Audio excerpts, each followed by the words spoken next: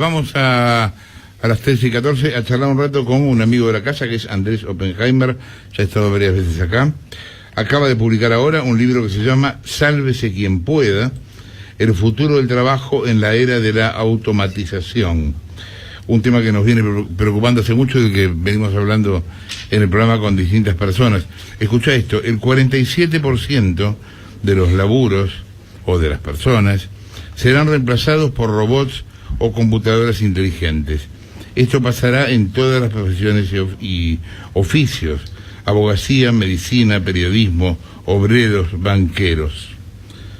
Y se pregunta, bueno, ¿cómo, a qué ritmo y qué se puede hacer? ¿Qué tal? ¿Cómo andás? Hola Jorge, gracias por invitarme. Efectivamente, hay mucho escrito sobre esto. Lo que yo hice, Jorge, en este libro en los últimos 5 años es ir a los principales países industrializados del mundo y los principales países emergentes: Japón, Corea del Sur, Silicon Valley, Nueva York, Europa, Israel, etcétera, etcétera, a ver qué está pasando y qué nos va a pasar a nosotros en nuestros países próximamente. Entonces, dedico un capítulo a cada profesión. Tengo un capítulo: qué va a pasar con los periodistas, qué va a pasar con los economistas, qué va a pasar con los banqueros, qué va a pasar con los contadores, abogados, médicos, etcétera, etcétera. Y acá todavía no llegó, Jorge, pero va a llegar rapidísimo, muchísimo más rápido de lo que muchos creen. Te doy un ejemplo. Vos estuviste en mis estudios de televisión, en Miami. No sé si viste algún cameraman. ¿Viste algún cameraman? No, trabajan con robóticas. Todos. Yo hace 5 años tenía 5 camarógrafos que me filmaban y antes, me acuerdo todavía, había iluminadores, un tipo con una lamparita arriba. Claro, bueno, claro. Ahora cero, ninguno. Me dicen a mí al oído: mirá la cámara 1, despedite de la cámara 2. Bueno, como periodista. Sí. Como periodista yo, cuando empecé este libro hace 5 años, yo hacía una entrevista, como hacen todos ustedes, llegaba a mi casa, la transcribía, cuando era muy importante la mandaba a transcribir. Ya no. Ahora hago una entrevista con mi teléfono celular, la mando a un servicio de transcripción robótico y en 3 minutos me la mandan de vuelta, la transcripción hecha. Antes yo traducía, te estoy hablando antes, parece prehistoria, no te estoy hablando hace 10 años, hace 3 años. Sí. Yo escribo en el Miami Herald, escribo en inglés y las traducía al español. Y las mandaba a traducir.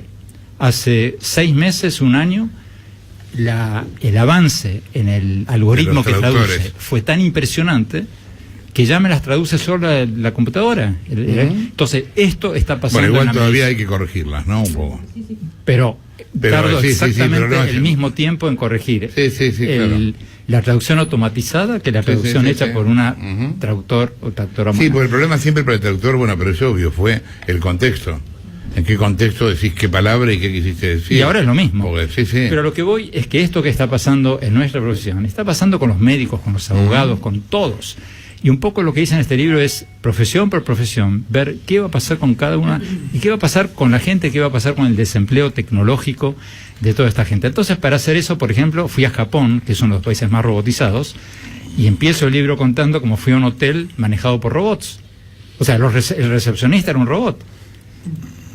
Lo que está pasando en Las Vegas ahora, que el sindicato de trabajadores de los casinos y hoteles de Las Vegas hace 2 semanas se declararon en huelga porque los hoteles de los casinos de Las Vegas están empezando a usar robotcitos para llevarte el desayuno a la habitación. Bueno, en resumidas cuentas, Jorge, esto es algo que nos va a afectar a todos. Bueno, vos sabés que todos. Sí. Voy a repetir algo que ya dijimos varias veces al aire, pero como para introducir y averiguar tu pensamiento sobre eso.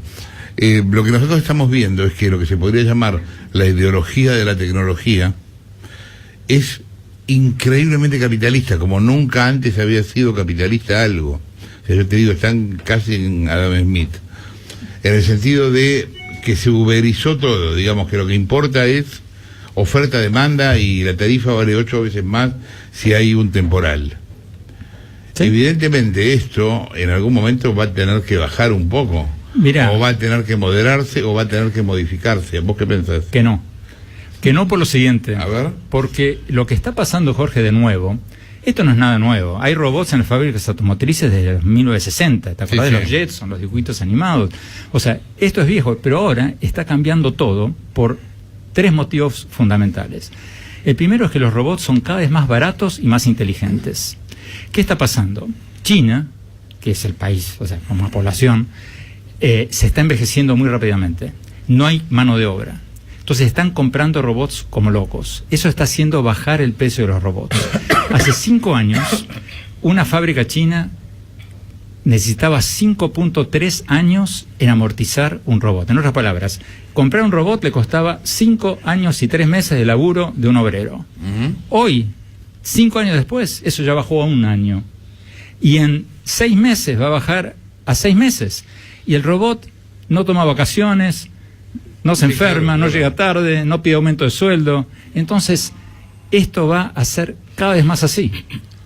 Ahora da la sensación que, por lo menos por lo que muchos tecnólogos están anticipando, que ese proceso de automatización va a ser más tarea a tarea y no persona a persona. O sea, como que vamos a un mundo más de cyborgs que de robots, donde las personas van a estar, como usted dijo recién, usted complementariamente con su teléfono celular traduce una nota, pero sigue siendo usted el que escribe la nota. Mira, cuando empecé la investigación, hace 5 años, entrevisté a los principales futurólogos del mundo, literalmente a los más importantes del mundo, en Nueva York, en Silicon Valley, en todos estos lados. Y hace 5 años eran todos muy optimistas, todos me decían lo que estás diciendo vos. Al final del libro, y no quiero anticipar mucho porque los que lo lean ya lo van a ver, entrevisté a los mismos tipos y ya no son tan optimistas. Porque ¿qué está pasando, por ejemplo? Para dar el ejemplo que vos estás dando de nuestra profesión, de los periodistas. En Estados Unidos, el número de periodistas cayó un 40% en los últimos 10 años. 25.000 periodistas en la calle. Por esto, ahí cuento los camarógrafos y todo lo que hablábamos antes. Y lo mismo está pasando en todas las profesiones. Entonces, estamos entrando en una era de desempleo tecnológico, que yo creo que va a ser el gran tema mundial de los próximos 10, 15 años. Por eso yo te decía que algo va a haber que hacer con eso. Bueno, hay varias cosas que se están pensando. El problema es que ahí no hay un Estado mundial. A ver, ¿quién se ocupa de los tipos más débiles? Bueno, Jorge, hay varias formas de abordarlo. Yo creo que a largo plazo, yo soy bastante optimista, porque va a haber un ingreso básico universal. No nos olvidemos que toda esta tecnología va a abaratar los productos, va a aumentar enormemente la oferta de productos y va a hacer lo que ya viene pasando hace muchos años, ¿no? O sea, como parte de nuestro presupuesto, la comida, después de la Revolución Verde, ha sido cada vez más barata. Nuestros bisabuelos en la era agraria tenían que laburar 24 horas para comer. Nosotros hoy dedicamos el 20-30% de nuestro presupuesto a comer. El resto lo usamos para otras cosas. Entonces, la tecnología abarata muchos bienes. Entonces, yo creo que lo que va a pasar a largo plazo va a ser bueno, va a haber un ingreso básico universal, o los robots van a pagar impuestos, como propone Bill Gates. Hay soluciones. El problema va a ser a corto plazo. Y un poco en el libro hablo de cómo tenemos que reinventarnos nosotros como personas, qué tenemos que hacer como personas y como países. Y una de mis grandes sorpresas al entrevistar a estos futurólogos, Jorge, que yo pensaba que esto era un tema de Japón. Yo pensé que esto del hotel al que fui en Japón, de los restaurantes automatizados a los que fui en Corea, donde, o sea, ya no hay mozos. Es una cinta corrediza que te trae la comida. Vos la pones en la tableta. En Estados Unidos, cada vez más restaurantes de comida rápida ya no tienen mozos. Están las tabletas, vos las pedís, pones tu tarjeta, etcétera, etcétera. Yo pensé al principio, cuando empecé a hacer esta investigación, que esto era un problema de los países industrializados. Para mi sorpresa, les va a afectar mucho, pero mucho más a los países emergentes, incluidos a los latinoamericanos, que a los países industrializados. ¿Por qué decís eso? Porque, por ejemplo, lo que está pasando ahora en China es que las fábricas, Adidas, por ejemplo, Adidas tenía fábricas de zapatillas en China. Ahora, con las impresoras 3D y los robots, las están mudando de vuelta a Estados Unidos y Alemania, por un lado por el aumento de los costos laborales en China, porque los salarios están subiendo en China, y por otro lado porque lo decíamos recién, que los robots son cada vez más baratos. Entonces les conviene mucho más tener su fábrica en Alemania, cerca de su mercado, en Estados Unidos, claro, cerca de su mercado, con robots mucho más baratos y mucho más cerca de sus mercados naturales. Y eso va a afectar las manufacturas, sobre todo en México. Pero para que te des una idea, vos decías, Jorge, hace un rato que el libro comienza con el estudio de Oxford, de que el 47% de los empleos corren el riesgo de desaparecer en los próximos 10 años. No estamos hablando de 20, de 50. Bueno, el Banco Mundial calcula que para Argentina, por ejemplo, la cifra esa no es correcta. La cifra es de 64%. Para México es del 70%. O sea, nuestros países que tenemos manufacturas, nos va a pegar más fuerte que a los países industrializados. Ahora, el boom tecnológico, en términos netos, ¿va a ser creador de valor o destructor de valor?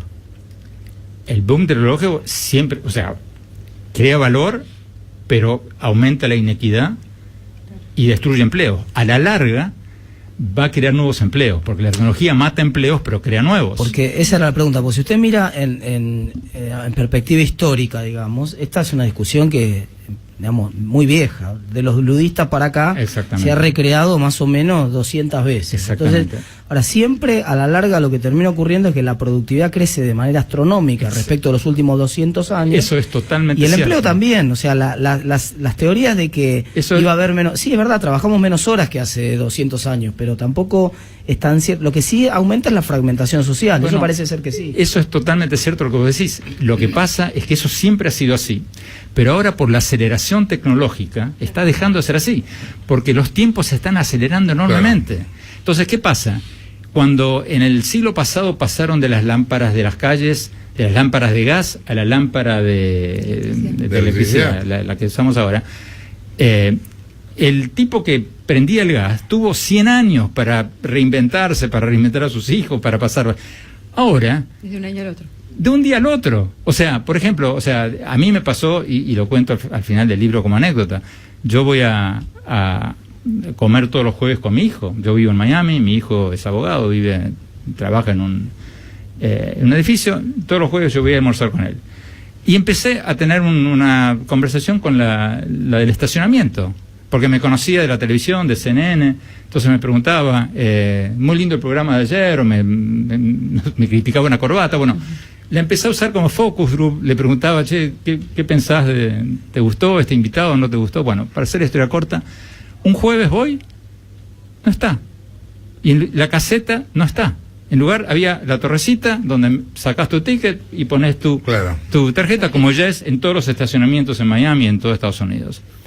Eso está pasando, bueno, escúchame, yo vine ayer a Argentina, fui unas horas a Córdoba a visitar familia y...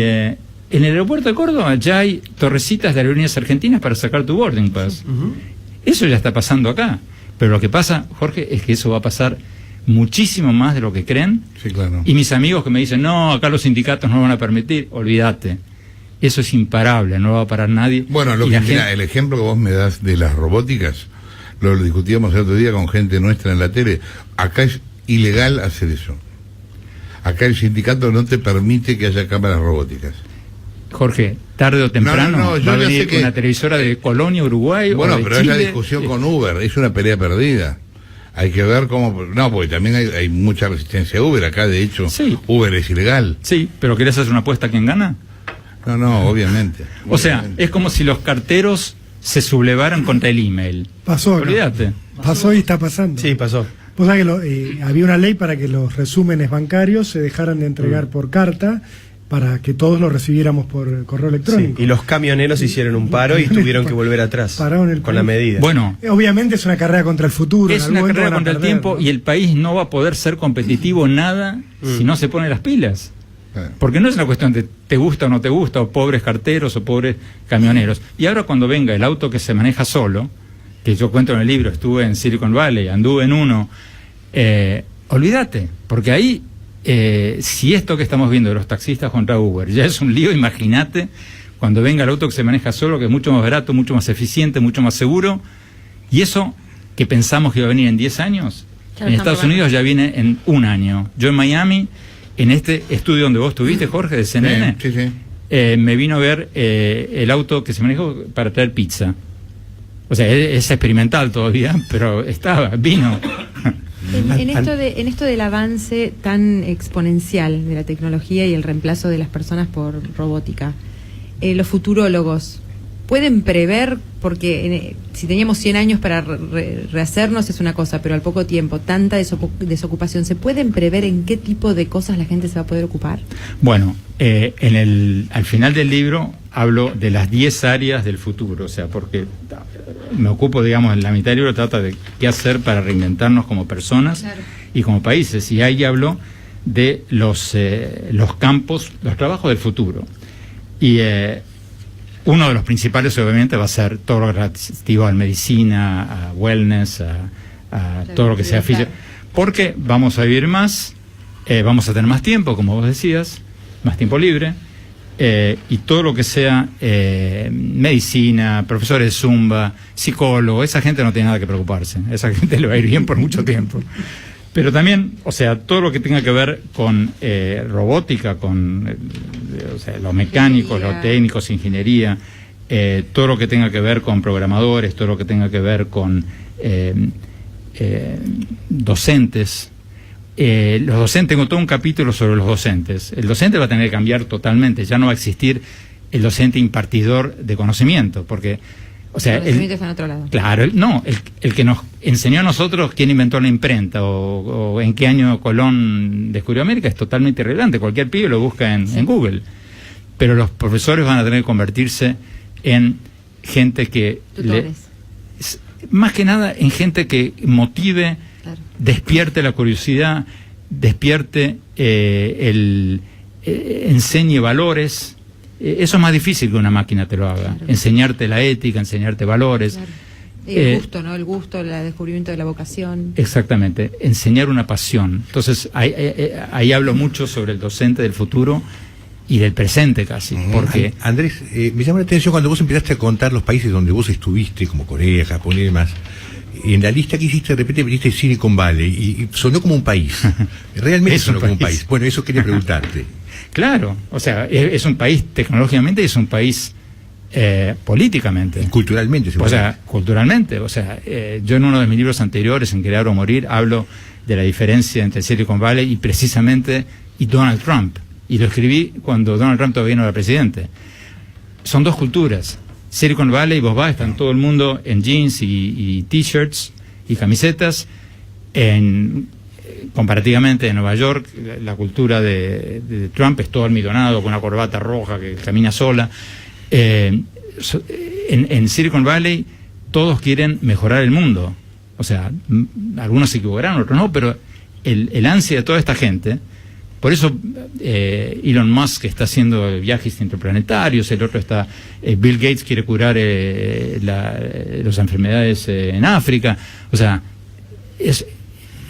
Trump, en cambio, es todo lo contrario. Es yo, hacer plata, me importa un comino al resto del mundo. Son dos mundos. Y el cambio viene de ahí, de Silicon Valley. El cambio viene de Silicon Valley. Y políticamente no es casual que, por ejemplo, Silicon Valley es totalmente antitrumpista. Sí, claro. Pero esto, por ejemplo, en este tema, esto está revolucionando ya al mundo. Trump, como ustedes saben, se las agarra con los inmigrantes. Tiene toda esta política racista de odio al inmigrante.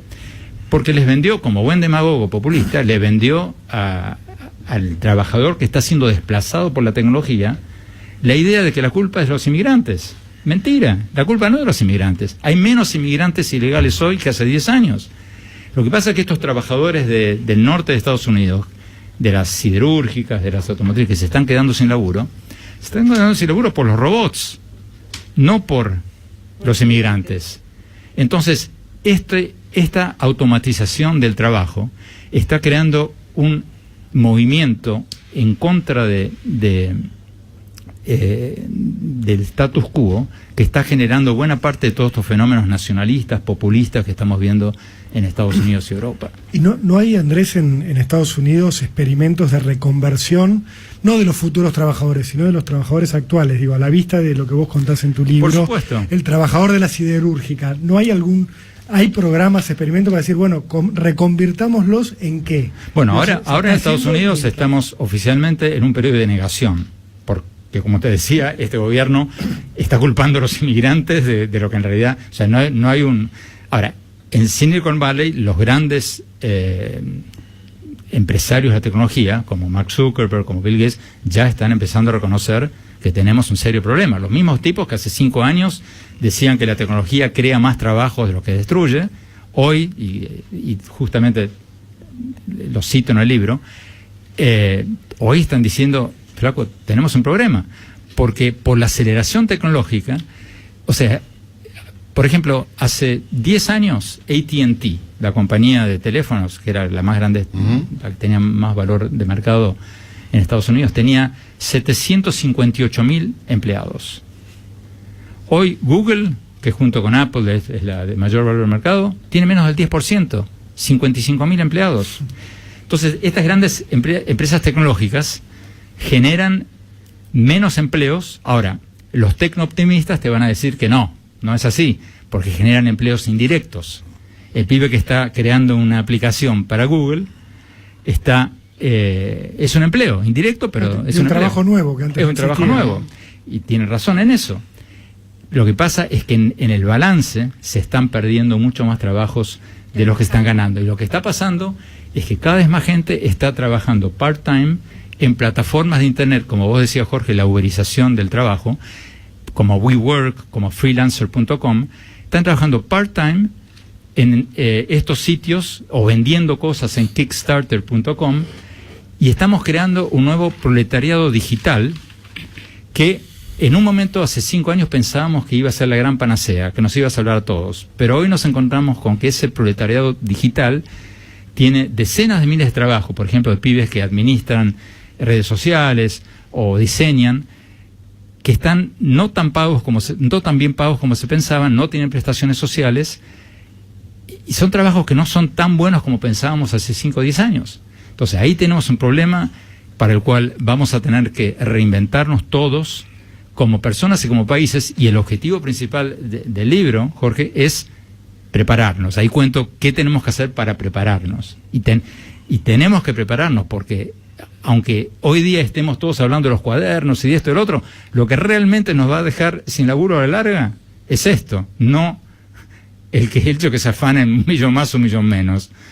O sea, obviamente lo otro es importantísimo, pero es un tema que está hoy en las primeras planas del mundo industrializado, y tiene que estar en las primeras planas de Argentina y de México y de varios otros países, porque nos va a pegar más fuerte que a ellos. Pero acá nadie está hablando de eso. ¿Hay algún país que tenga mejor resuelto el traslado laboral, digamos, que significa China? Sí. China es el mayor comprador de robots del mundo. Están comprando robots como locos y están... Está bien, pero... Para no perder competitividad. Pero me estás hablando de una dictadura. Exactamente. ¿Sí? No es un ejemplo. Hay un papel en la calle. No es un ejemplo. Donde hablaste en voz alta y te cagan a palos. Totalmente. O sea, ese esquema puede convivir con una dictadura. Hay que ver cómo es ese esquema con una democracia. Bueno, ¿no? Corea del Sur lo está haciendo. Era una dictocracia hace unos años, ahora es más una democracia. Sí. Corea del Sur es el segundo comprador de robots del mundo. Hay países que están empezando a pensar, México es el que está más jodido. México está más jodido que Argentina, porque México vive mucho de la maquila, claro. Entonces México está muy jodido, pero se están empezando a robotizar. Pero es un tema que tenemos que empezar a encarar todos, y todos en nuestras profesiones.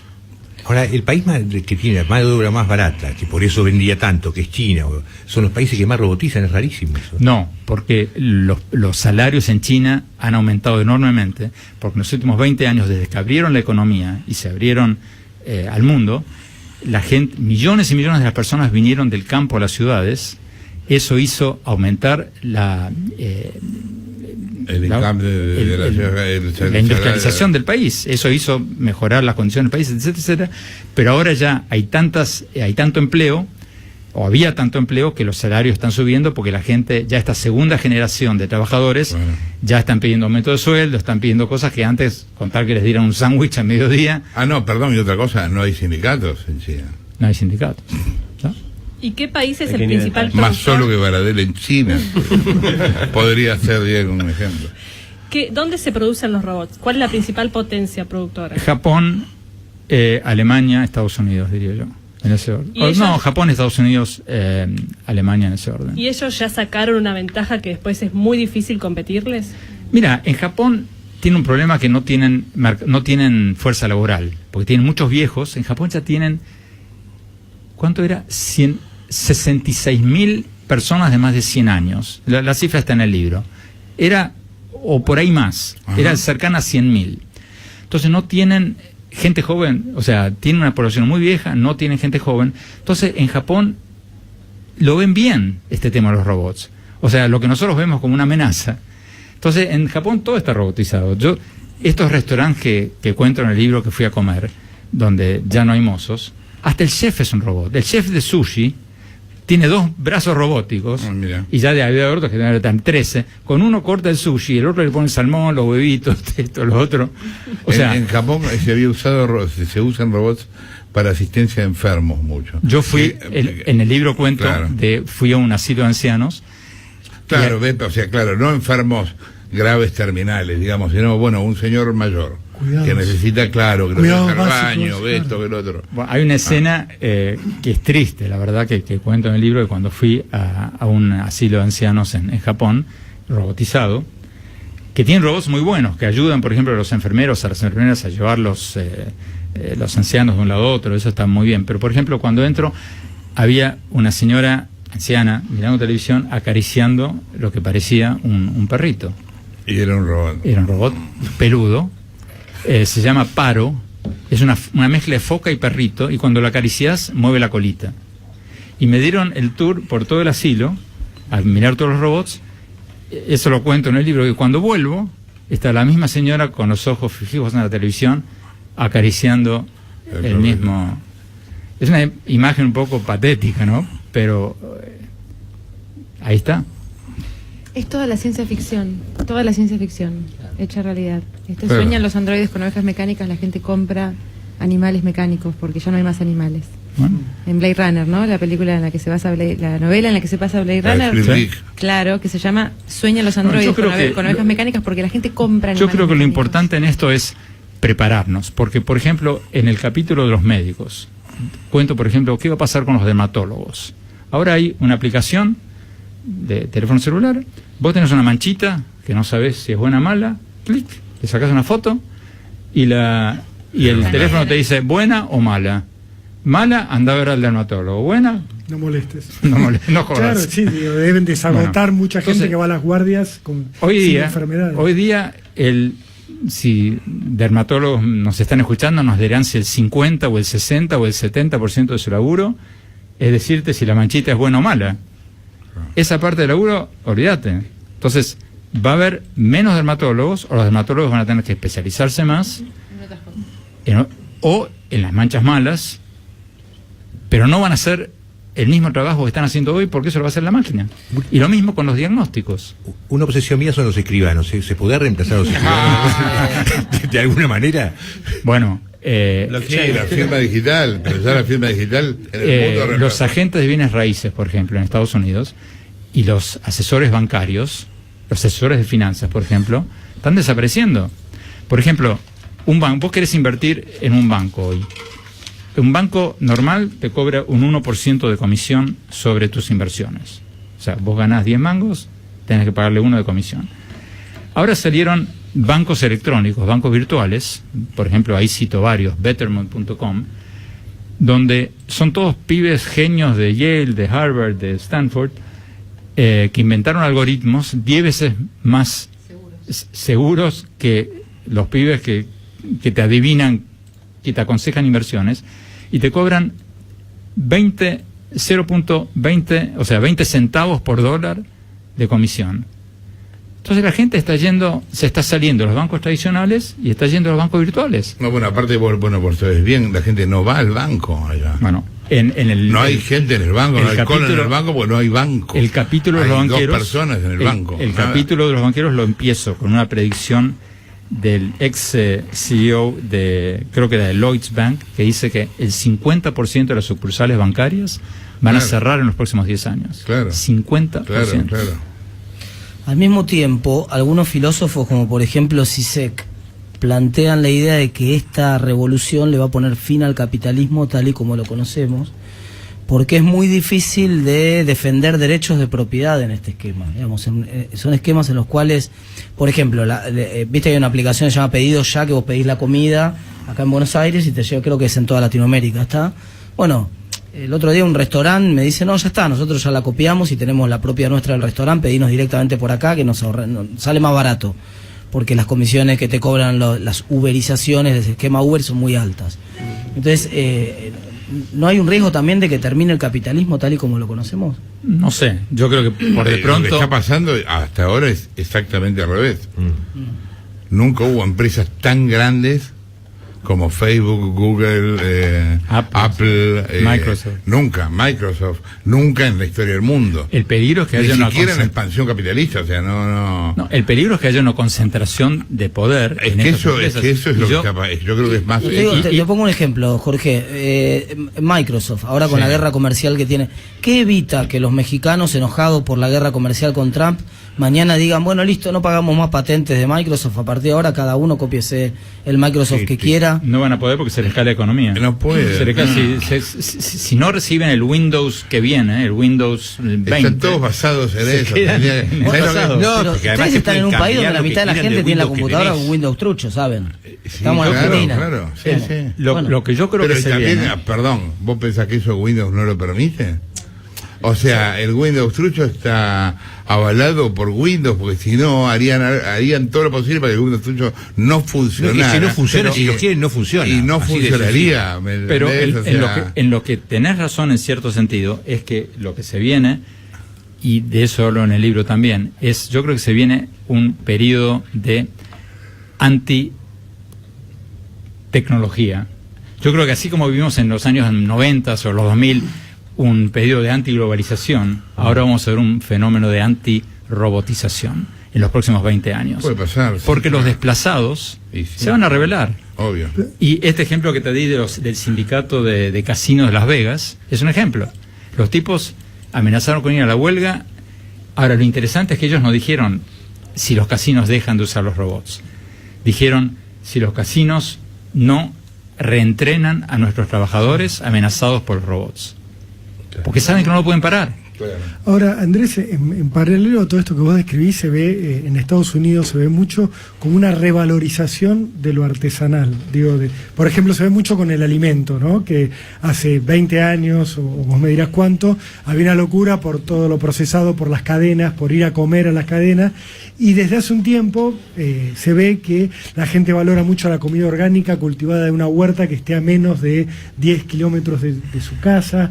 Como que hay una resistencia que va por el lado de valoremos lo artesanal, valoremos lo natural, lo orgánico, lo que está fuera de la tecnología. Exactamente, y va a haber muchísimos nuevos trabajos. Por ejemplo, uno es eso, todo lo que tenga que ver con arte, con cine, con mejorar nuestras vidas, darnos más placer, todo lo que tenga que ver con eso va a tener un futuro. También va a tener un futuro todo lo que hoy, por ejemplo, todos los restaurantes van a tener que tener su escritor, su videógrafo, su administrador de redes sociales. El escritor va a contar la historia de cada plato, de dónde viene, cuál es la historia política de la carne que estás comiendo, cuál es la historia económica de la sal que le estás poniendo al bife.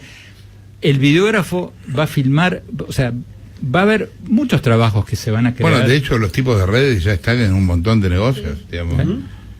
Porque tiene una tienda y tiene un tipo de redes, gente que tiene... manager, claro. Pero la diferencia es que van a tener que, volviendo al tema de artesanal, van a tener que tener una historia que contar. Vos ya no vas a poner tu boliche en la calle y depender de que a la gente le guste tu vidriera. Tu vidriera va a ser, vos vas a tener que crear tu vidriera y vas a, como restaurante o como negocio de ropa, vas a contratar un escritor o un periodista para que te cuente la historia de por qué tu restaurante es mejor o tiene más comida orgánica que todos los demás. Bueno, es muy interesante ver también que las personas individuales empezaron a tener la importancia que pueden tener las corporaciones, por ejemplo. Claro.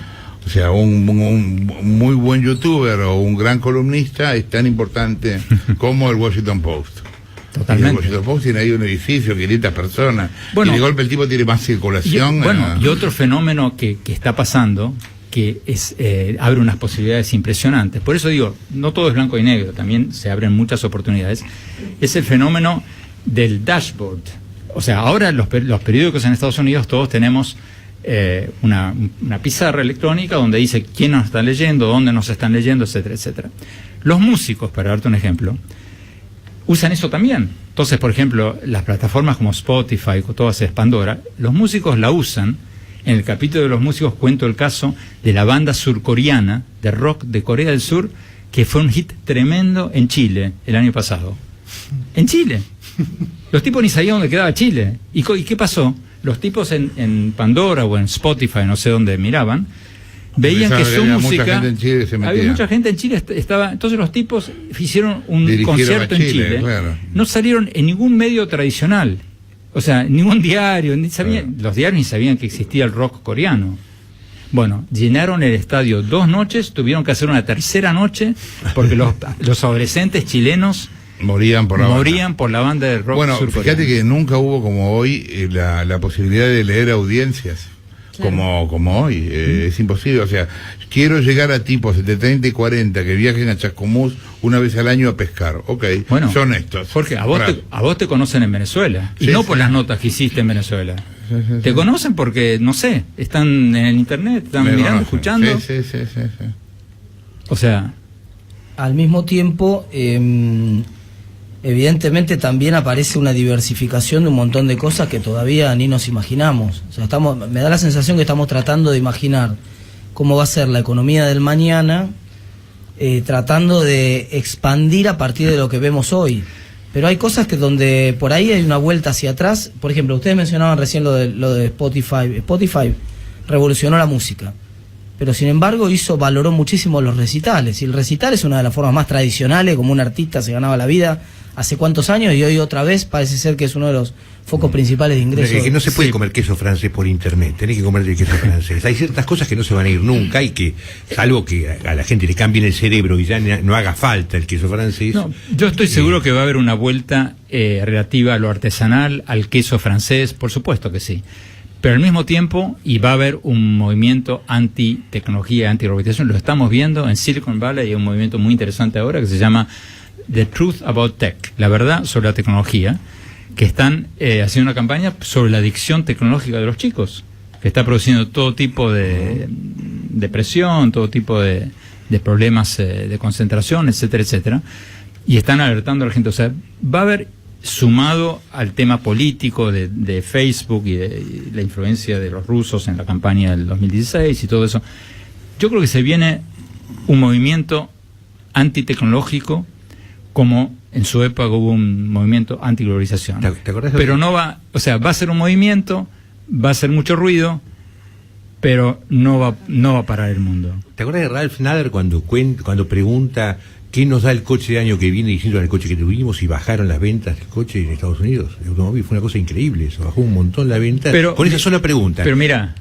el caso de Uber. Yo entrevisté al CEO de Uber, y lo cuento en el libro, después del accidente. ¿Te acordás del año pasado? En Tempe, Arizona, un auto experimental de Uber mató a una señora.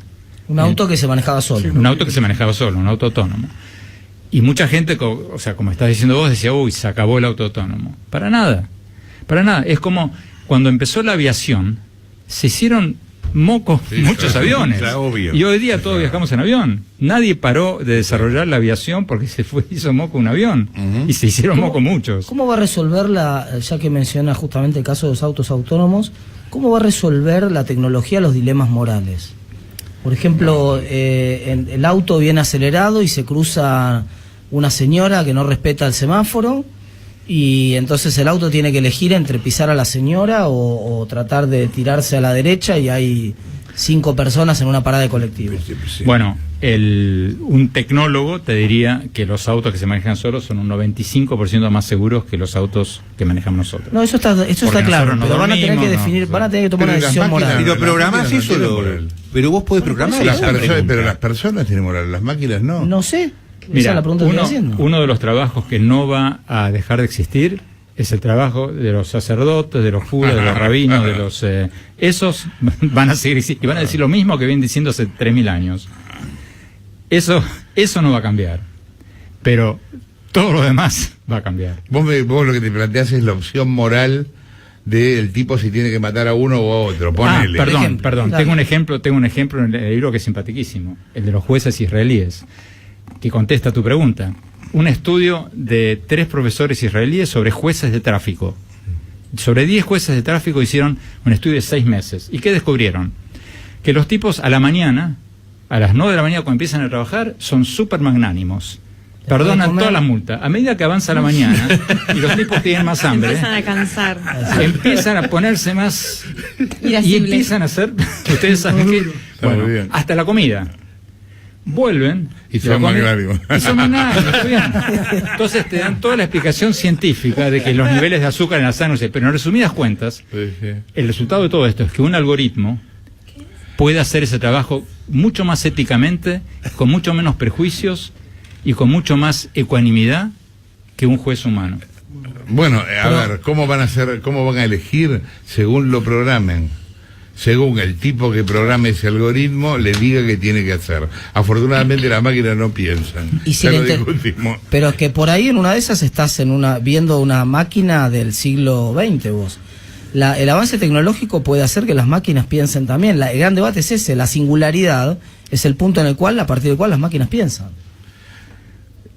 Como siempre es un gusto tenerte acá. Gracias, Jorge. Ojalá. Andrés Oppenheimer acaba de publicar Sálvese quien pueda, el futuro del trabajo en la era de la automatización, con Editorial Debate, libro que por supuesto recomendamos y leeremos. Gracias, viejo. Gracias, Jorge. Gracias por invitarme.